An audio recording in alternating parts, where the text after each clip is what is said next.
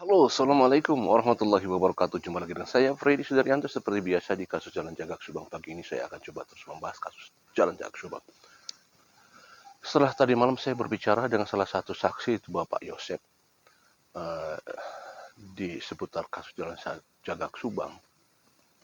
Dan Bapak Yosep kita dengar semalam ya telah memberikan suatu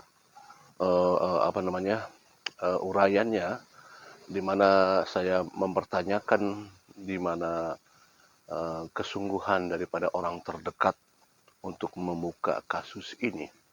Karena memang kita berharap adalah orang terdekat yang mau bersuara, orang terdekat yang memang mau terus mengupayakan agar kasus ini bisa terbongkar. Karena kan kita selama ini kita selalu bilang bahwa kok ini orang orang terdekat dari keluarga kok diam-diam saja, seolah-olah seperti itu. Nah, tadi malam kita sudah mendapatkan pernyataan dari Pak Yosep bahwa Pak Yosep sudah memperjuangkan itu semua. Termasuk juga ada hal yang saya sampaikan kepada Pak Yosep.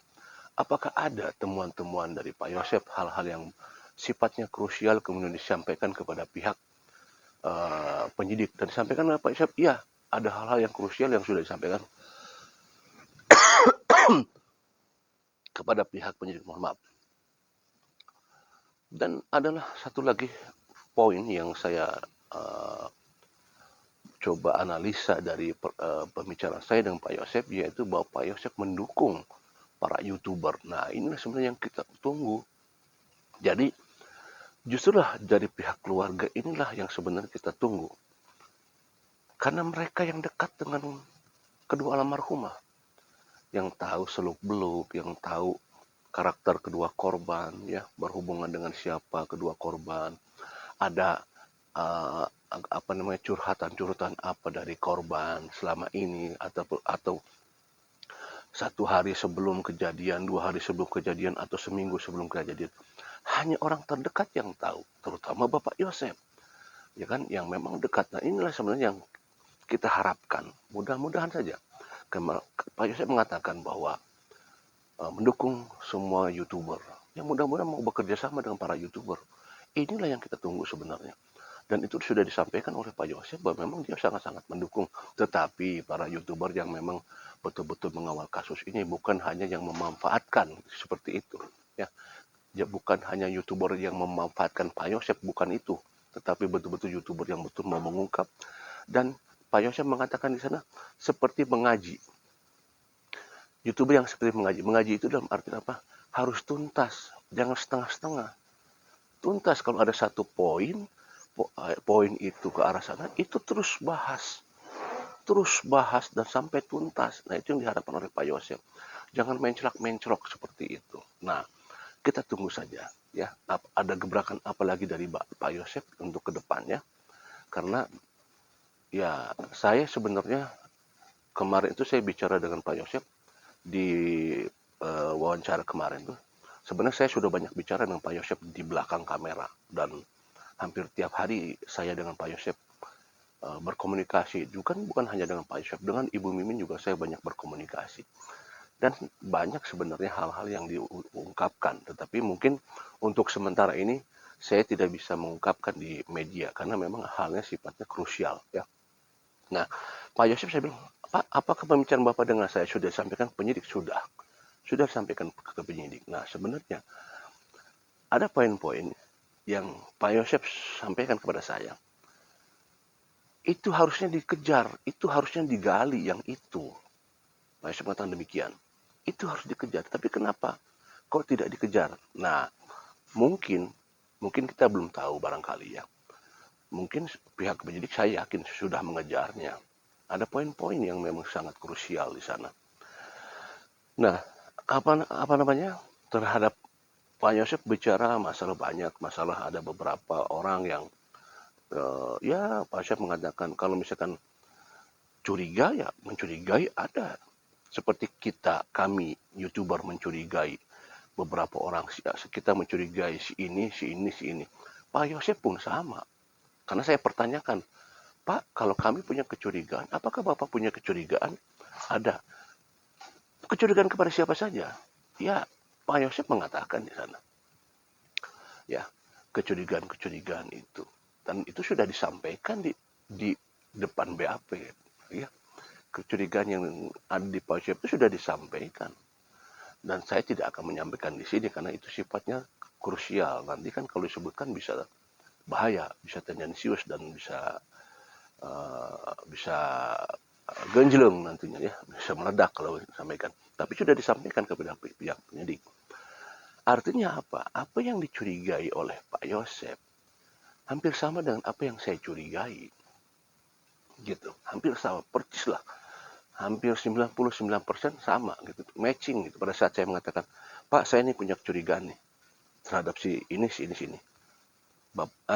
Gini, sebelum saya mengatakan gitu, Pak Yosep punya kecurigaan nggak? Siapa? Ini.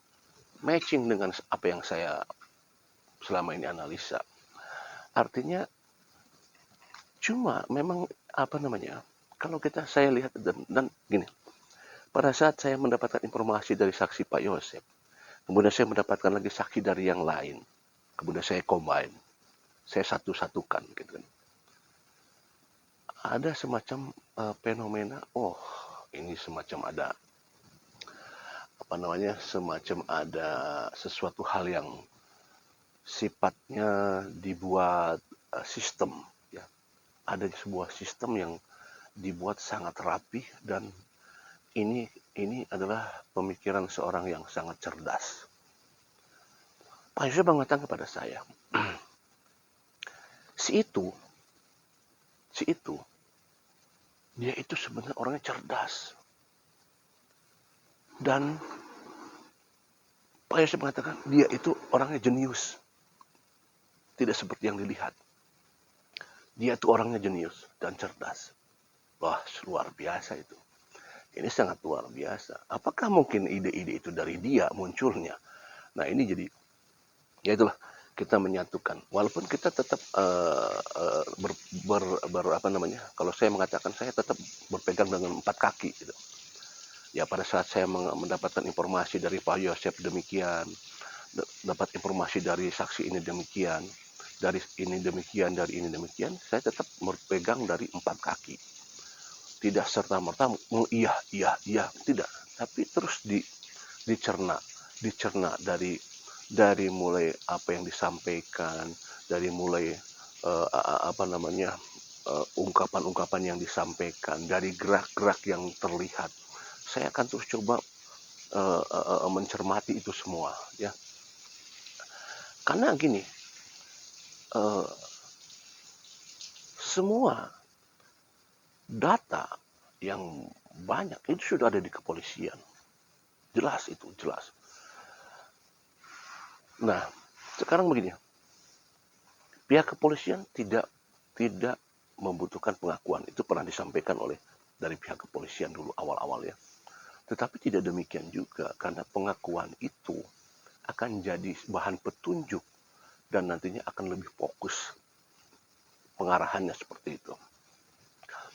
Kalau misalkan ginilah, ada misalkan ungkapan-ungkapan yang disampaikan, pernyataan dari para saksi-saksi, terutama saksi yang terdekat, saksi yang dikenal oleh korban, saksi-saksi yang memang sering diperiksa, sering di BAP, maka pernyataan-pernyataan itu kita hanya bisa mencermati. Oh, saksi ini mengatakan demikian, kemudian saksi ini pernyataannya tuh selalu berubah, saksi ini pernyataan demikian.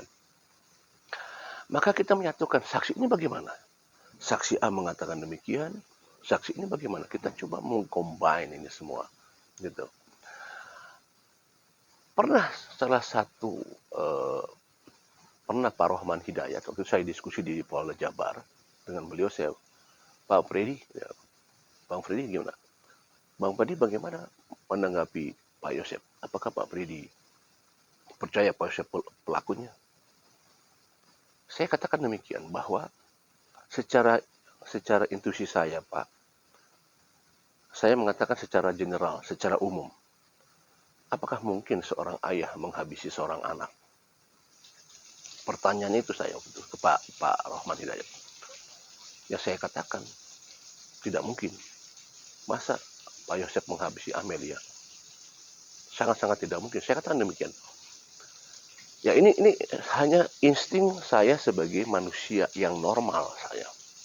Walaupun banyak kejadian di luar, ada yang anak menghabisi ibunya, ada anak menghabisi bapaknya, atau kebalikannya bapak menghabisi anaknya. Di luar-luar kan banyak juga kejadian seperti itu. Ya, artinya tidak ada yang tidak mungkin. Tetapi saya hanya membayangkan kalau misalkan ini Pak Yosef, ya, sedangkan Amelia almarhum itu adalah satu-satunya anak wanita, yang jelas adalah anak kandung Pak Yosef, darah daging Pak Yosef, seperti itu. Ya kalau saya mengatakan tidak mungkin Pak Yosef menghabisi Amelia seperti itu. Ya ini kan semua bisa, silahkan semua bisa berbeda, tapi ini adalah feeling saya seperti itu, feeling saya. Nah terlepas apakah Pak Yosef ada keterkaitan dengan mengetahui peristiwa ini, atau misalkan Pak Yosef misalkan mengetahui, ya saya tidak tahu. Itu bisa mungkin saja, ya mungkin saja.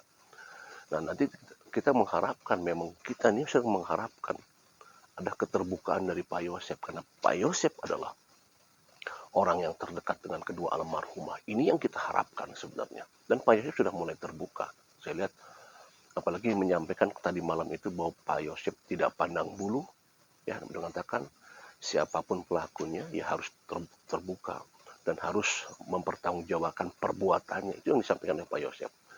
Dan Pak Yosef mengatakan bahwa sepandai-pandainya tupai melompat, suatu saat akan terperosok juga. Sepandai-pandainya menyembunyikan mayat, maka suatu saat akan tercium juga. Ini kata-kata kan yang tidak main-main. Ini kata-kata yang seolah-olah memberikan kode, memberikan isyarat. Hey, yang di sana jangan disembunyikan, lu udah menghabisi, lu sudah mengini, jangan diam saja. Seolah-olah gambarannya seperti itu. Seolah-olah Pak Yosef kalau saya lihat tuh seperti memberikan kode, hai yang di sana, lu udah ngehabisin, lu nyembunyikan mayat, tapi suatu saat akan tercium juga. Seolah-olah kan demikian. Suatu saat akan terbuka juga. Seolah-olah seperti memberikan kode bahwa ada seperti ketahuan dari Pak Yosef. Ya ini baru dugaan saya, ya, baru dugaan saya seperti itu. Ya kita berharaplah bahwa adanya saksi yang mau berbicara dengan YouTuber, ya. Nah itu kan yang kita harapkan, bekerja sama dengan YouTuber. Ini suatu titik pencerahan sebenarnya. Bicara apalagi ke arah-arah yang krusial, ini yang kita tunggu. Pada saat berbicara kemudian dia juga respect, kemudian dia proaktif. Oh iya mungkin sih ini. Di balik layar saya bicara dengan Pak Yosef. Pak Yosef banyak berbicara dengan saya. Iya mungkin si ini, mungkin si ini, mungkin si ini. Dan ini yang kita harapkan sebenarnya, ya, bahwa inilah mereka orang-orang dekat mau bicara dengan para YouTuber. Ya, ya gini, kalau YouTuber kan beda dengan media ini ya. Kalau YouTuber kan lebih pendekatannya bisa dari hati ke hati. Beda kalau media-media nasional kan dia punya protapnya, dia kan apa yang dipertanyakan oleh para wartawannya kan dia sudah punya protapnya, nggak bisa sembarangan gitu kan. Beda dengan YouTuber kan ngomong apa aja bisa, mempertanyakan apa saja bisa, seperti itu. Nah, justru dengan Pak Yosef mau membuka hati, membuka pikiran dengan para YouTuber, ini menjadikan titik terang sebenarnya. Keterbukaan. Ayo, sama-sama kita bongkar kasus ini. Jadi sebenarnya Pak Yosef mau membuka kasus ini secara tidak langsung. Dan apakah mungkin Pak Yosef tahu segalanya? Ya kita tunggu saja. Ya, gebrakan apalagi yang akan dilakukan oleh Pak Yosef ke depannya. Mudah-mudahan ya dengan keterbukaan dari Pak Yosef ini akan membuka sedikit demi sedikit. Ya, Pak Yosef pernah bilang waktu di awal-awal, si itu sumbernya. Kalau dia kena, semua akan terbuka. Pernah mengatakan demikian. Ya kita berharap mudah-mudahan ini menjadi sinkronisasi. Karena satu sama lain itu ternyata saling menuduh seperti itu. Nah, penuduhan-penuduhan inilah sebenarnya pihak kepolisian saya yakin sudah bisa mencerna ini semua. Ya tinggal tunggu keberanian dari pihak kepolisian untuk bisa menentukan siapa tersangkanya. Kita tunggu lagi. Masih banyak yang kita harapkan adalah ungkapan-ungkapan dari Pak Yosep. Ya tentunya ini tujuannya adalah untuk mengungkap kasus ini. Siapa sebenarnya pelaku daripada kasus Subang? Siapa eksekutornya? Siapakah dalangnya? Dan siapakah yang mengetahui? Bias-bias ini sebenarnya sudah jelas. Ya, aura-aura ini sudah tampak. Biasan-biasan ini sudah tampak sebenarnya. Tetapi hati-hati, jangan sampai terkecoh. Jangan sampai terkecoh. Jangan sampai ungkapan-ungkapan yang disampaikan oleh beberapa saksi akan mengecoh kita. Kita harus berkaki empat. Tetap harus berkaki empat. Ya, supaya tidak ngagaleong dan kalau istilahnya Pak Yosef mengatakan jangan duduk di atas bola. Karena duduk di atas bola itu tidak akan seimbang. Maka kita harus punya kaki empat. Biar pancag seperti itu. Yakinkan satu kasus Subang insya Allah akan terungkap. Dan yakinkan bahwa siapa pelakunya akan terungkap juga. Tinggal menunggu waktu saja. Assalamualaikum warahmatullahi wabarakatuh. Kasus Subang meledak.